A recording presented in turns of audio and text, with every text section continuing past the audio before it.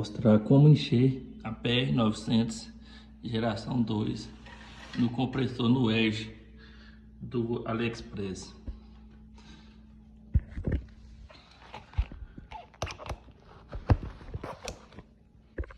Liga primeiro a ventoinha,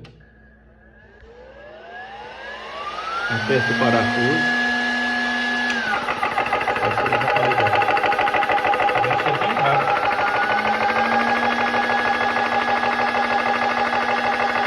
Lembrando que a temperatura não pode ultrapassar 50 graus, mas aí por volta de 37 graus ela já vai chegar na quantidade de watts. No caso ela é 200 watts, ela é totalmente vazia.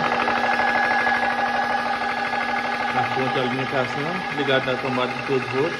Lembrando que essa fonte veio com a tomada padrão americana, aí tem que usar um adaptador para ligar na tomada. Ela é bivolt, ela tem a chave seletora, aí no caso, na minha casa é 110 volts, aí eu tive que usar ela no 110, mas ela também funciona no 220. É uma PR900 geração 2, corante polímetro, acompanhada de uma luneta Tigo 41644, é excelente luneta, com parasol. Já está praticamente cheia.